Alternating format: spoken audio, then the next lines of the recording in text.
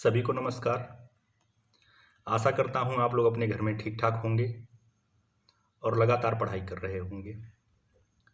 प्यारे बच्चों, आज हम उपस्थित हैं वसंत भाग 3 से अध्याय 3 लेकर, जो कि बस की यात्रा है और इसके लेखक हैं हरिशंकर परसाई।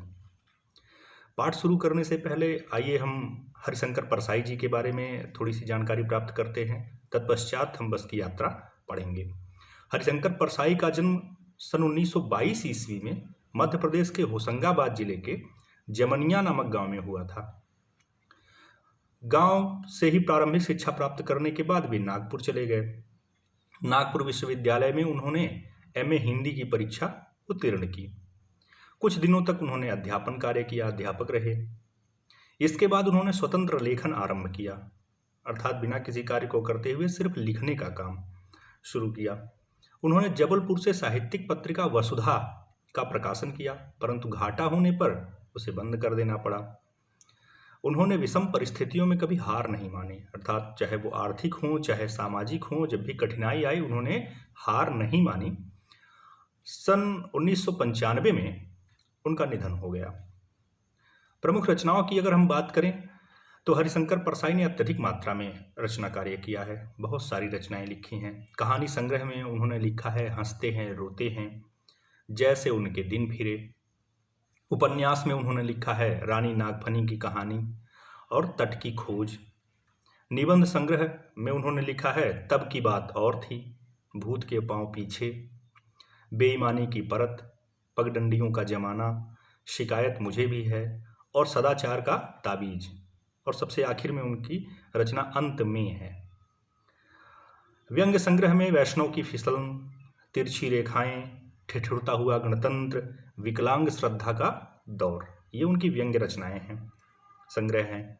साहित्यिक विशेषताओं के अंतर्गत अगर हम बात करें तो हरिशंकर परसाई हिंदी के सर्वश्रेष्ठ व्यंग्यकार माने जाते हैं। व्यंग्य हिंदी साहित्य की एक ऐसी गद्य विधा है जिसके अंतर्गत हम विभिन्न प्रकार की सामाजिक विद्रूपताओं पर, विषमताओं पर करारा चोट करते हैं और धीरे धीरे अपनी बातों के माध्यम से उसे समाप्त करने की कोशिश कर रहे होते हैं। उन्होंने अपनी व्यंग्य रचनाओं में हंसाने के साथ साथ समाज में व्याप्त कुरीतियों पर करारी चोट की है। उनकी अधिकतर रचनाएं भारतीय जीवन के पाखंड और भ्रष्टाचार पर लिखी गई हैं। उन्होंने सामाजिक, राजनैतिक और साहित्यिक जीवन में समाई बुराई, बेईमानी और भ्रष्टाचार को अपनी रचना का विषय बनाया है। हरिशंकर परसाई की भाषा में व्यंग्य की प्रधानता है। उनकी भाषा सामान्य होते हुए भी संरचना के अनूठेपन के कारण विशेष मारक क्षमता रखती है। उनके एक एक शब्द में व्यंग्य के तीखेपन को देखा जा सकता है।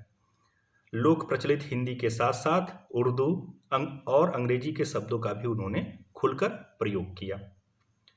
तो ये था हमारे लेखक का जीवन परिचय और साहित्यिक परिचय। आइए अब हम पाठ 3 पर आते हैं, जिसका शीर्षक है बस की यात्रा। शुरू होता है कि हम 5 मित्रों ने तय किया कि शाम 4 बजे की बस से चले। कुछ मित्र थे, संख्या में 5, और उन्होंने आपस में तय किया, उनको एक यात्रा करनी थी और उन्होंने तय किया कि शाम 4 बजे की बस से चला जाएगा। पन्ना से इसी कंपनी की बस सतना के लिए घंटे भर बाद मिलती है, जो जबलपुर ट्रेन से मिला देती है। अब कह रहे हैं पन्ना जो मध्य प्रदेश में है और सतना वह भी मध्य प्रदेश में है।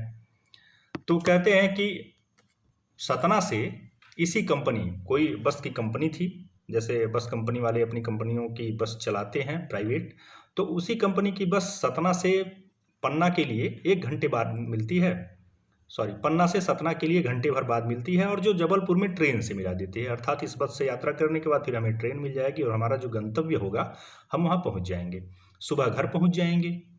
हम में से 2 को सुबह काम पर हाजिर होना था, इसलिए वापसी का यही रास्ता अपनाना जरूरी था। अब कह रहे हैं कि जो 5 मित्र थे उसमें से 2 लोगों को अगले दिन सवेरे जाके अपनी नौकरी ज्वाइन करनी थी, इसलिए दूसरा कोई रास्ता नहीं था। उनको यही रास्ता अपनाना था कि वो बस से यात्रा करते हुए सतना से पन्ना पहुंचे और वहां से फिर जबलपुर के लिए ट्रेन उनको मिल जाएगी, फिर वो जबलपुर पहुंच जाएंगे। लोगों ने सलाह दी कि समझदार आदमी इस शाम वाली बस से सफर नहीं करते। अब कह रहे हैं कि और जब कुछ लोगों से बात की तो उन्होंने बताया कि जो समझदार आदमी होते हैं वो इस बस से सफर नहीं करते। मन में प्रश्न आया कि क्या रास्ते में डाकू मिलते हैं? तो लोगों ने कहा नहीं, बस ही डाकिन है। यानी कहने का अर्थ ये है कि अगर रात में हम यात्रा कर रहे हैं तो सबसे बड़ी जो बस की यात्राओं में या पुराने ज़माने में यात्रा करने के दौरान सबसे बड़ा जो डर होता था वो यही होता था कि रास्ते में डाकू मिलते हैं, रोक के सारी चीज़ें छीन लेते हैं, मार देते हैं। तो जब डाकू के लिए शक जाहिर किया गया तो लोगों ने कहा नहीं, डाकू नहीं मिलते हैं, जो बस है वही डाकिन है, यही सब कुछ लूट लेगी और इससे यात्रा यदि की जाएगी। बस की हालत आप देख लीजिए, मुझे लगता है ऐसी बसें चलती नहीं हैं। बस को देखा तो श्रद्धा उमड़ पड़ी। श्रद्धा अमूमन अपने से बड़े लोगों के लिए उमड़ती है, जो अपने लिए पूज्य होते हैं, बड़े होते हैं।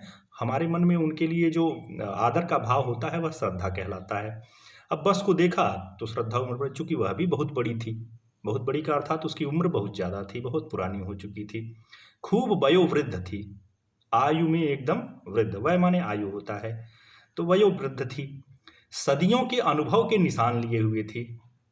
अब बहुत पुराने समय से रास्ते पर चलते चलते उसको जितनी खरोंचें लगी थी गाड़ियों से लड़ने से, भिड़ने से, टूटने से, इन सारी चीज़ों के निशान वो अपने शरीर पर, माने उसकी डेंटिंग पेंटिंग पूरी तरह से उजड़ चुकी थी और विभिन्न प्रकार के खरोच या चोट के निशान उसके शरीर पर थे। लोग इसलिए इससे सफ़र नहीं करना चाहते कि वृद्धावस्था में इसे कष्ट होगा। अब कह रहे हैं कि जो लोग इससे दूर भागते हैं, कहीं न कहीं उनके मन में विचार आता होगा कि इतनी बूढ़ी हो गई है, यह हम लोगों को कहाँ ढो पाएगी, छोड़ो, जाने दो, इसको क्या कष्ट देना। यह बस तो पूजा के योग्य थी, अब इतनी पुरानी बस पे कोई चलता थोड़े है, इसकी तो पूजा करनी चाहिए खड़ी करके।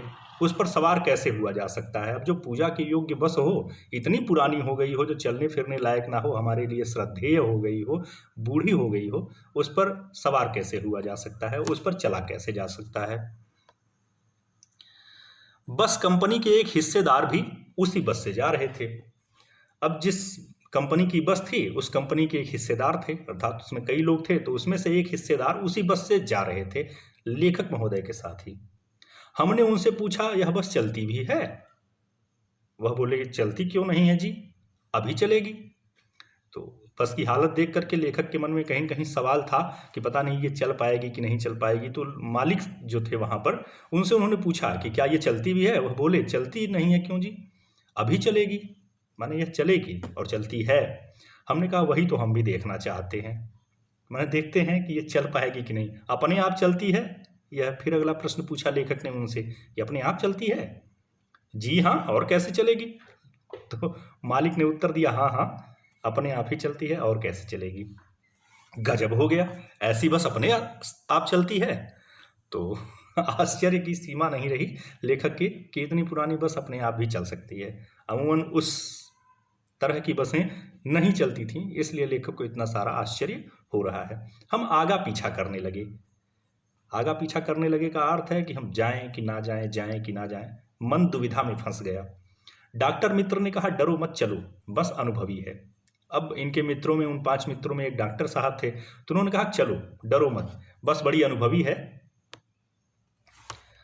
नई नवेली बसों से ज़्यादा विश्वसनीय है। अब कह रहे हैं कि जो नई नवेली बसें हैं उनसे ज़्यादा विश्वसनीय है, यानी इस पर विश्वास किया जा सकता है।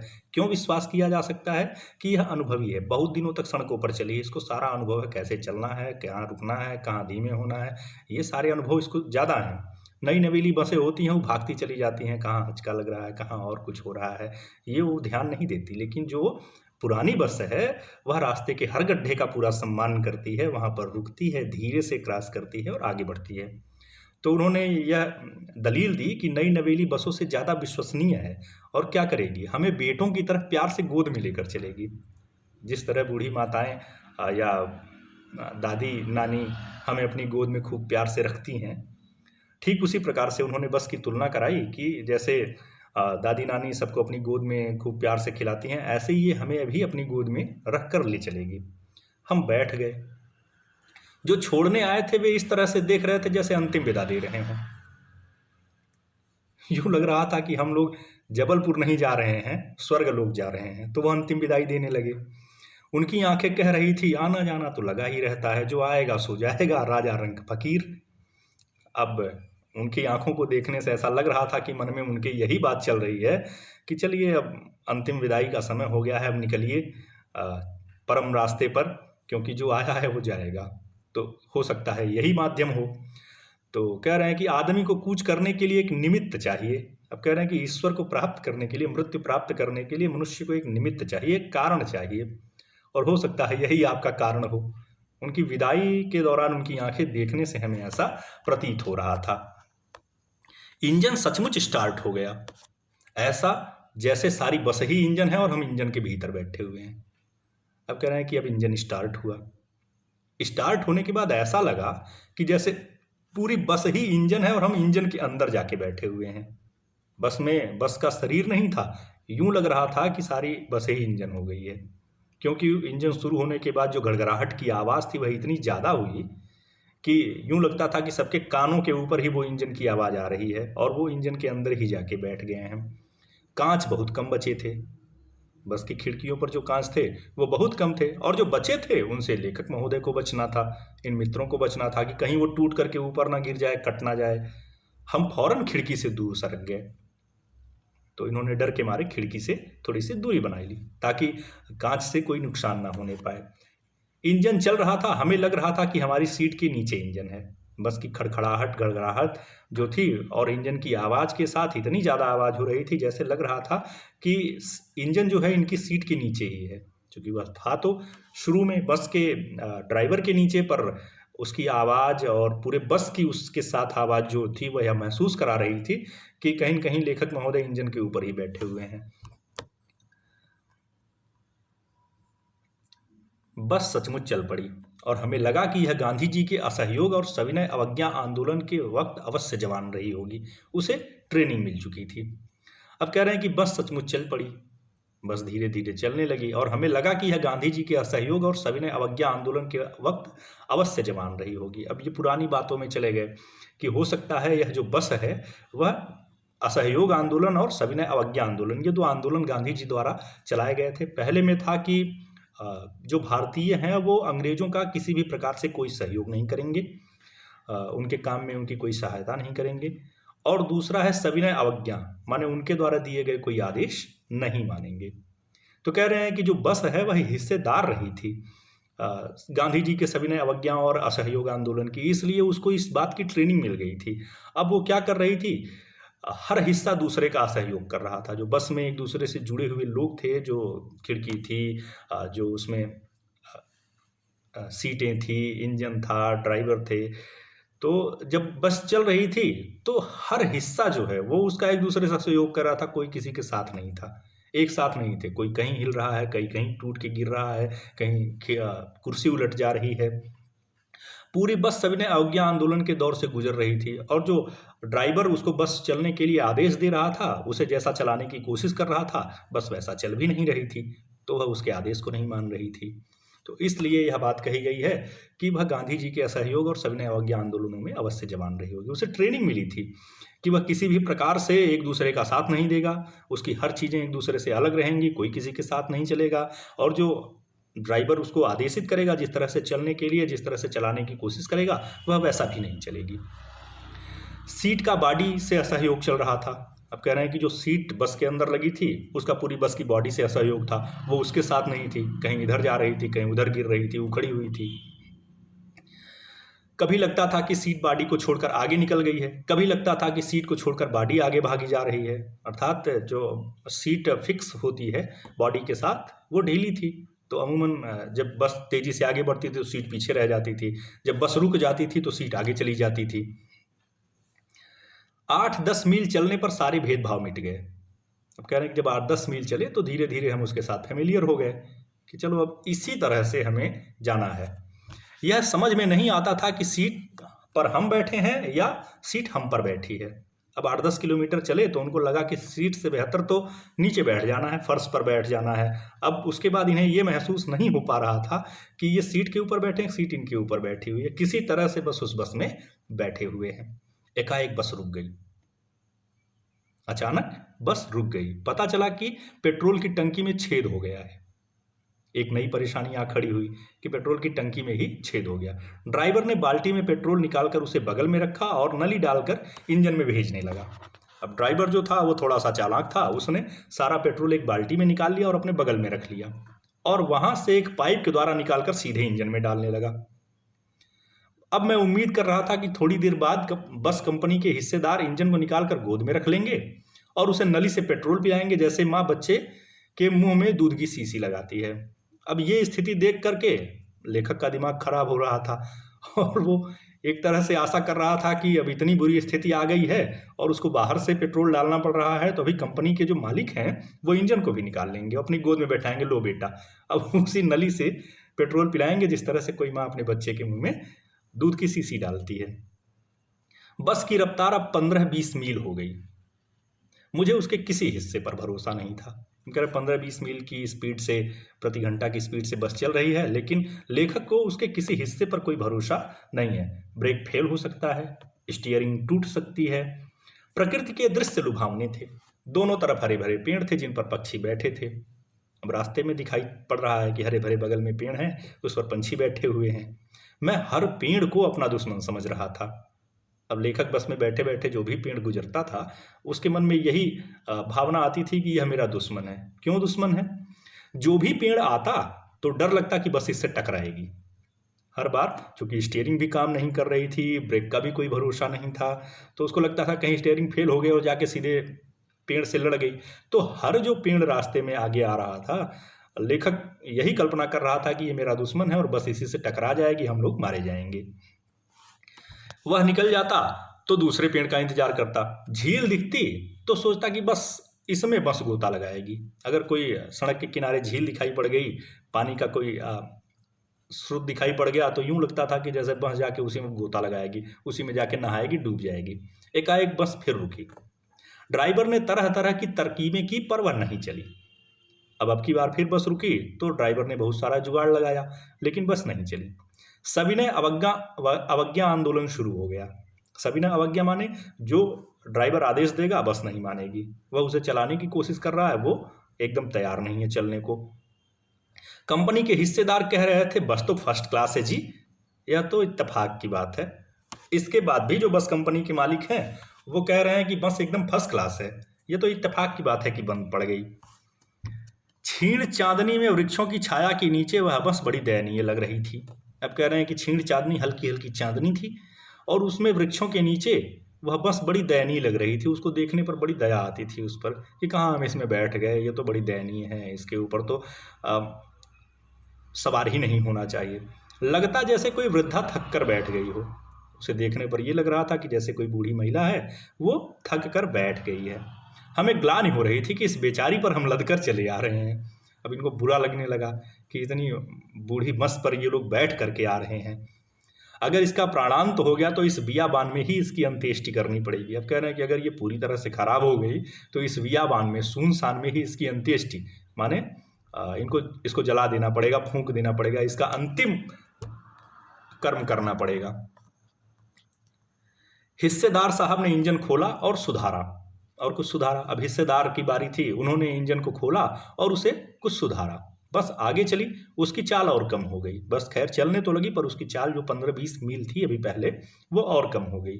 धीरे धीरे वृद्धा की आंखों की ज्योति जाने लगी। जिस तरह से बुढ़ापे में लोगों की आंखों की ज्योति चली जाती है, लोगों को दिखाई कम पड़ता है, धीरे धीरे उसी तरह इस बस की आंखें, अर्थात इसकी जो हेडलाइट थी उसकी भी ज्योति कम होने लगी। क्योंकि एक्सीलरेटर बहुत तेज नहीं है, बस धीरे चल रही है तो लाइट भी धीरे ही आएगी, तो उसकी भी ज्योति कम होने लगी। चांदनी में रास्ता टटोल कर वह रेंग रही थी। अब अंधेरे में चूंकि कुछ दिख तो रहा नहीं था, इसलिए खूब धीरे धीरे रास्ता टटोल करके ड्राइवर उसे आगे बढ़ाने की कोशिश कर रहा था। आगे या पीछे से कोई गाड़ी आती दिखती तो वह एकदम किनारे खड़ी हो जाती और कहती निकल जाओ बेटी, अपनी तो उम्र ही नहीं रही है। अब कह रहे हैं कि अगल बगल से यदि कोई गाड़ी आती तो ड्राइवर बस को एकदम किनारे खड़ी कर देता। और लेखक ऐसा महसूस कर रहा है कि जो बस है वो और गाड़ियों से क्या कहती होगी, निकल जाओ बेटी, अपनी तो अब उम्र ही नहीं रही है ऐसे चलने की, तुम जाओ हम आते हैं धीरे धीरे। एक पुलिया के ऊपर पहुंचे ही थे कि एक टायर फिस करके बैठ गया। अब एक जगह एक पुलिया पर चढ़े, तब तक क्या हुआ कि एक टायर फिस करके बैठ गया, अर्थात टायर पंचर हो गया। वह बहुत जोर से हिलकर थम गई। कह रहे हैं बड़ी तेज हिली बस और उसके बाद थम गई, रुक गई। अगर स्पीड में होती तो उछलकर नाले में गिर जाती। अब चूंकि एक अच्छी बात थी कि वो स्पीड में नहीं चल रही थी, नहीं तो उछल करके नाले में चली गई होती अनियंत्रित होकर के। मैंने उस कंपनी के हिस्सेदार की तरफ पहली बार श्रद्धा भाव से देखा।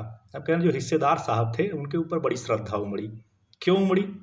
कि वह टायरों की हालत जानते थे, फिर भी जान हथेली पर लेकर इसी बस से सफर कर रहे थे। अब कह रहे हैं कि वो जानते थे कि टायर ठीक नहीं है, बस ठीक नहीं है, इससे जाना खतरा है। चूंकि उनकी अपनी गाड़ी थी, उनको उसके बारे में अंदाजा था, लेकिन फिर भी इसके बावजूद वो उसी बस से यात्रा कर रहे थे, अपनी जान हथेली पर लेकर। तो अपनी वस्तुओं के लिए इतना जिसके अंदर त्याग हो, उसके लिए श्रद्धा जरूरी है। तो लेखक को भी बड़ी श्रद्धा आई। उत्सर्ग की ऐसी भावना दुर्लभ है, माने अपने लिए खड़े रहना, अपने का साथ देना। उत्सर्ग की ऐसी भावना बड़ी दुर्लभ है। लोग ऐसे में इतनी बुरी स्थिति में साथ नहीं देते, पर कंपनी के जो मालिक थे वो अपने बस का पूरा साथ दे रहे थे।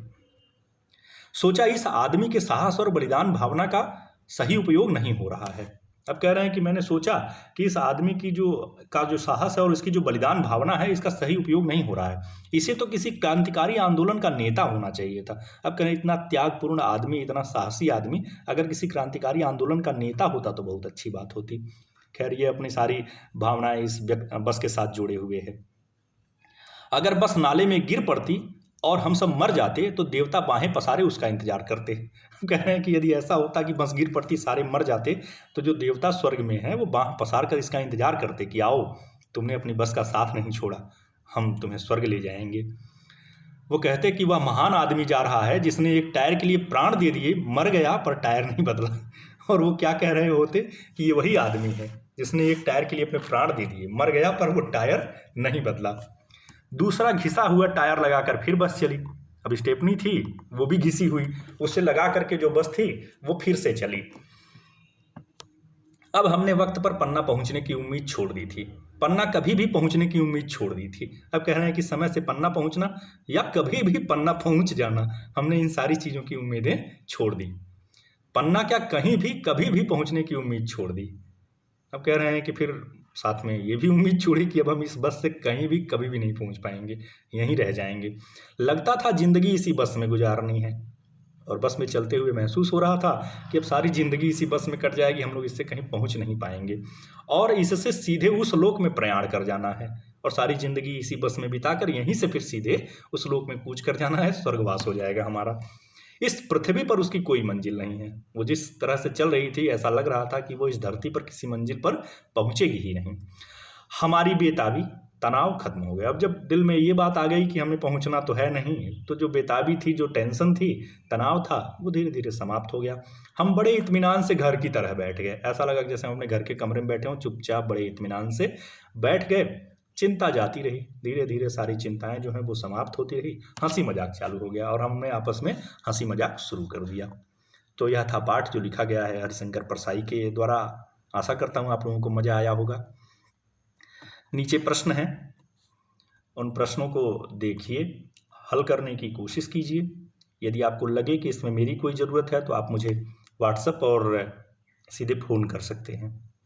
लिख करके इसे अपने नाम के साथ मुझे मेरे व्यक्तिगत नंबर, व्हाट्सएप नंबर पर भेजिए, ताकि मैं चेक कर सकूं और आपकी एक लिस्ट बना सकूं कि किन लोगों ने कार्य किया है। धन्यवाद।